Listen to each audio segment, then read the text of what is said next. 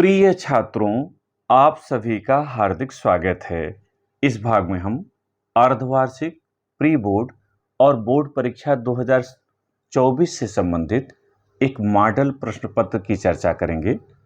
इसके हल की भी चर्चा करेंगे और आप एक पेपर इसे देख लेंगे तो तीनों के लिए अलग अलग देखने का आवश्यकता नहीं, क्योंकि अर्धवार्षिक में पाठ कम होते हैं, प्री बोर्ड और बोर्ड परीक्षा में सभी पाठ सम्मिलित होते हैं, किंतु प्रश्न पत्र का मॉडल एक ही होता है। इसलिए एक बार इसे देख लेने के बाद आपको अलग अलग देखने का आवश्यकता नहीं है। जो महत्वपूर्ण पाठ्य सामग्री होगी उसकी बाद में अलग से चर्चा की जाएगी। तो आइए प्रारंभ करें। आपकी जानकारी के लिए बता दें कि यद्यप 3.25 घंटे का पेपर निर्धारित है, किंतु अर्धवार्षिक परीक्षा में विद्यालयों द्वारा प्रायः 2.5 घंटे ही समय दिया जाता है, कहीं कहीं 3 घंटे भी समय दिया जाता है। इसलिए आप समय की चिंता न करें।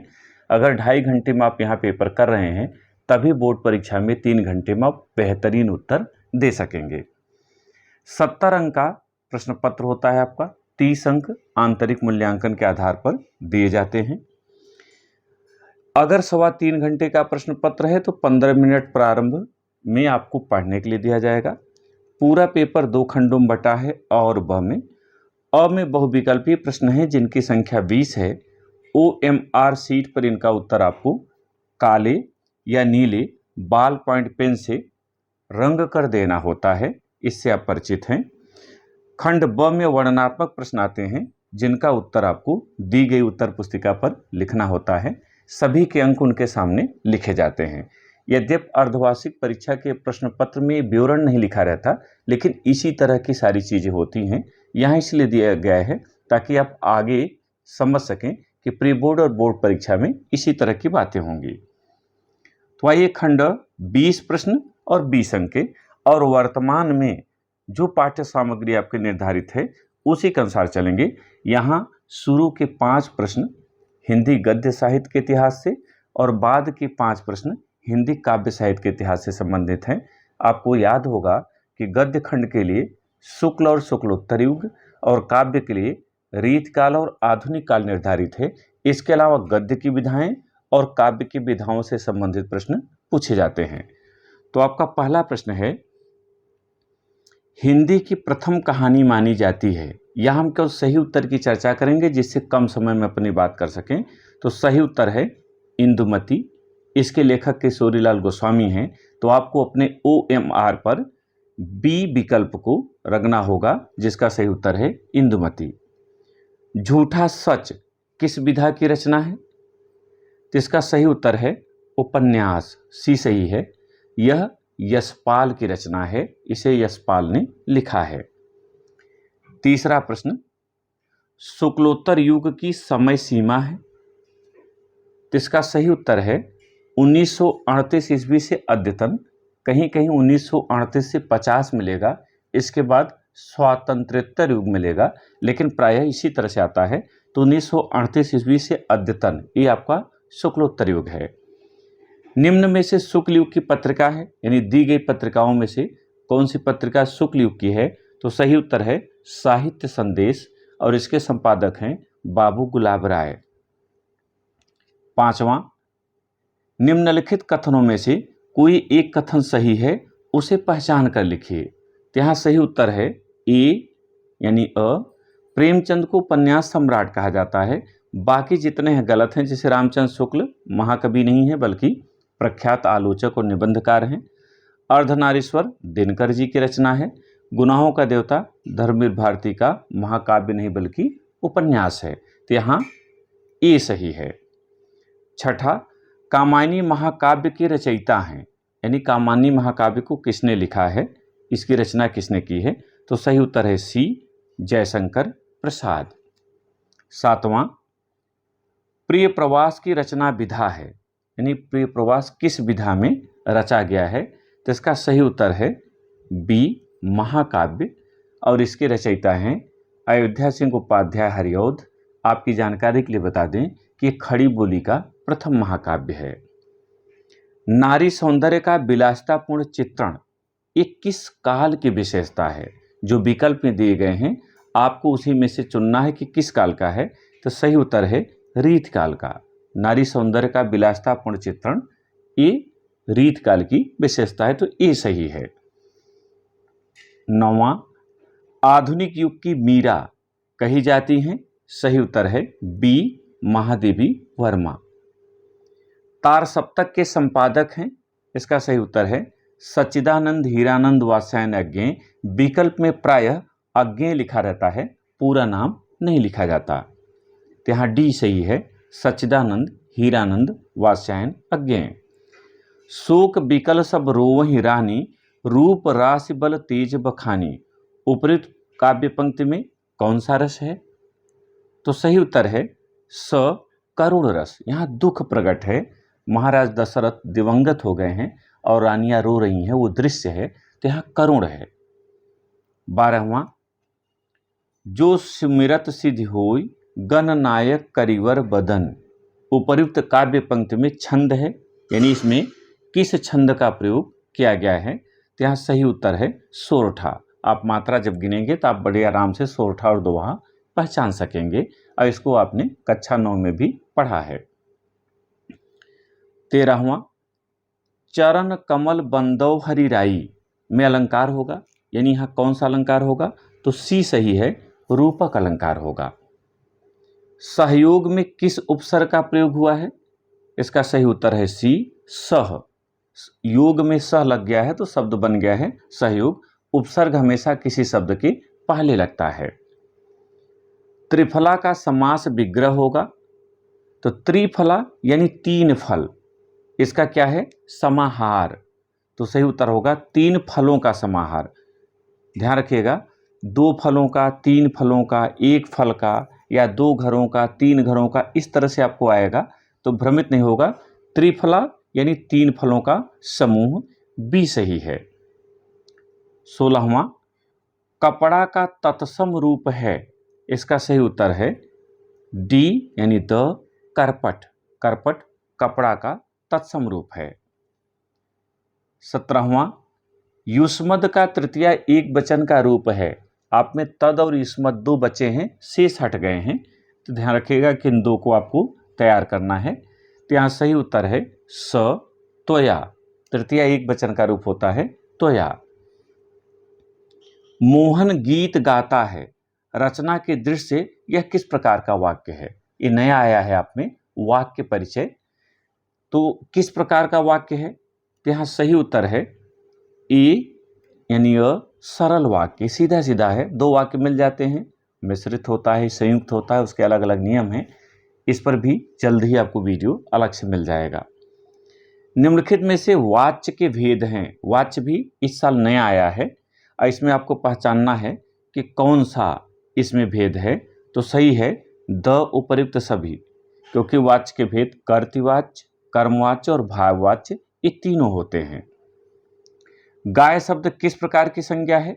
ये जो विकारी और अविकारी शब्द पद परिचय के अंतर्गत आपके कोर्स में नए आए हैं, उस पर यह आधारित है। इस पर भी आपको नया वीडियो मिल जाएगा, लेकिन आपने अब तक कक्षा में देखा भी होगा।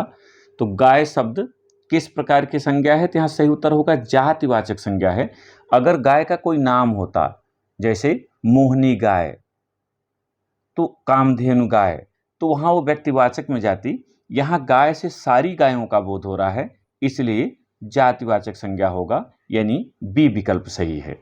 तो ये तो रहे 20 बहुविकल्पी प्रश्न, जिनके सही विकल्प को आपको दिए गए OMR शीट में रखना है। नीले या काले बॉल पॉइंट पेन से कोशिश करिएगा, काले से रंगिएगा, वो ज़्यादा स्पष्ट दिखता है। अब आइए खंड ब, जो 50 अंक का है और 10 प्रश्नों में विभाजित है। पहला प्रश्न, गद्यांश 2 दिए जाएंगे, जिनमें से एक चुनना है और उन पर आधारित 3 प्रश्नों का उत्तर देना है। प्रत्येक के लिए 2 अंक निर्धारित हैं, इसलिए इसके लिए 6 अंक निर्धारित हैं। यहाँ देख रहे हैं कुसंग का ज्वर भयानक होता है, ये आ गया आपके सामने। यहीं से आप जान जाएंगे कि मित्रता पाठ का है। प्रश्न इस तरह से बनेंगे, उपर्युक्त गद्यांश का संदर्भ लिखिए, रेखांकित अंश की व्याख्या कीजिए, सुदृढ़ बाहु का क्या अर्थ है, यानी 3 प्रश्न होंगे, जिसमें 2 फिक्स हैं तो रहेंगे ही रहेंगे। गद्यांश का संदर्भ और रेखांकित अंश की व्याख्या। यहाँ रेखांकित अंश आपकी 2 पंक्तियां हैं। कुसंग का ज्वर सबसे भयानक होता है, यह केवल नीति और सद्वृत्ति का ही नाश नहीं करता बल्कि बुद्धि का भी क्षय करता है। इतना ही चाहिए आपको लिखना है। इसके अगर अथवा की बात करें कि आज विज्ञान मनुष्य के हाथों में, इतना देखकर ही आप समझ जाएंगे कि भारतीय संस्कृत का है और इसके लेखक डॉक्टर राजेंद्र प्रसाद हैं। उत्तर कैसे लिखेंगे? तो आप इस तरह से लिख देंगे प्रश्नोत्तर संख्या 1 का, फिर संकेत लिख देंगे कुसंग डॉट डॉट जाएगी, इससे पता चल रहा है कि हमने पहला वाला लिया है। इसके बाद पहला प्रश्न यानी संदर्भ लिखना है। तो प्रस्तुत सारगर्भित गद्यांश हमारी पाठ्यपुस्तक हिंदी के गद्य खंड के अंतर्गत मित्रता पाठ से लिया गया है। इसके लेखक आचार्य रामचंद्र शुक्ल जी हैं। इस तरह से आपको संदर्भ लिखना है। दूसरा, रेखांकित अंश की व्याख्या, और रेखांकित अंश आप देख कर आए हैं, यहाँ व्याख्या देखिए, ऐसी हेडिंग डाल दीजिएगा रेखांकित अंश की व्याख्या। फिर लिखना है जीवन में संगत के प्रभाव को महत्वपूर्ण मानते हुए आचार्य रामचंद्र शुक्ल जी कहते हैं कि बुरे लोगों की संगत एक भयानक ज्वर के समान है। ज्वर माने बुखार। जिस प्रकार भयानक ज्वर संपूर्ण शरीर की शक्ति को छीण कर देता है, उसी प्रकार दुष्टों की संगत में पड़ा व्यक्ति अपनी बुद्धि, विवेक, सदाचार आदि सब कुछ खो बैठता है। अतः बुरी संगत से सदैव बचने का प्रयास करना चाहिए। और तीसरे प्रश्न का उत्तर है सुदृढ़ बाहु का अर्थ मजबूत सहारा से है। दूसरा प्रश्न, 2 यहां पर पद्यांश दिए गए हैं, किसी एक को चुनना है, उसके नीचे दिए गए 3 प्रश्नों का उत्तर देना है, प्रत्येक के लिए 2 अंक, कुल 6 अंक का यह भी प्रश्न है। और 2 प्रश्न यहां भी फिक्स हैं, पहला संदर्भ और दूसरा रेखांकित अंश की व्याख्या, तीसरा ही आपको अलग से मिलेगा। यहां निर्गुण कौन देश को वासी देख करके ही आप समझ गए हैं। यहां नीचे अंतिम लाइन में प्राय देखेंगे तो मिल जाता है, राइटर का नाम भी है, कौन है? सूरदास जी हैं, ये कवि हैं। उपरोक्त पद्यांश का संदर्भ लिखिए, रेखांकित अंश की व्याख्या कीजिए।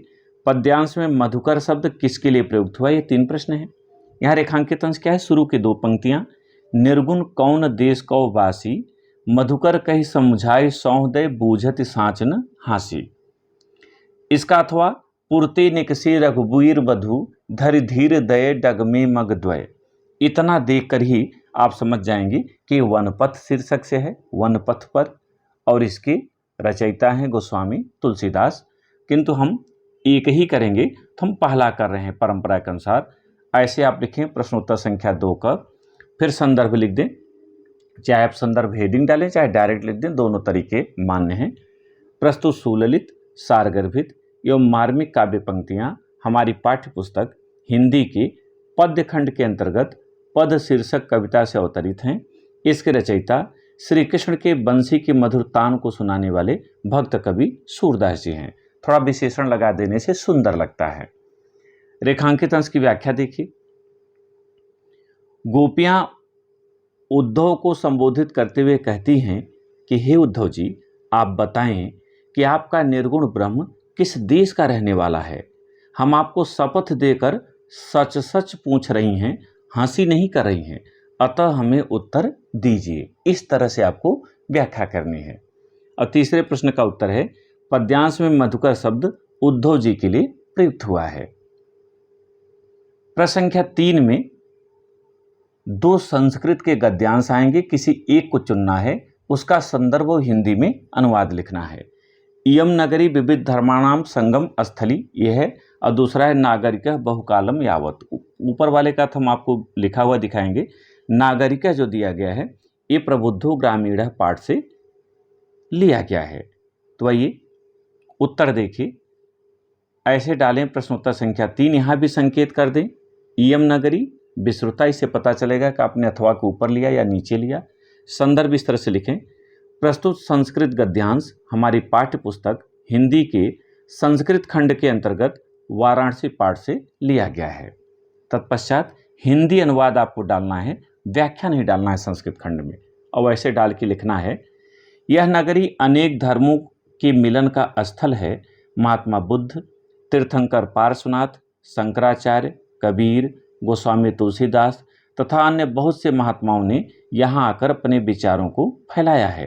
केवल दर्शन, साहित्य और धर्म में ही नहीं, अपितु कला के क्षेत्र में भी यह नगरी अनेक कलाओं और शिल्पों के लिए संसार में प्रसिद्ध है। इस तरह से आपको उत्तर लिखना है। चौथा जो प्रश्न है, इसमें 2 श्लोक आएंगे और किसी एक का आपको संदर्भ हिंदी अनुवाद लिखना होगा।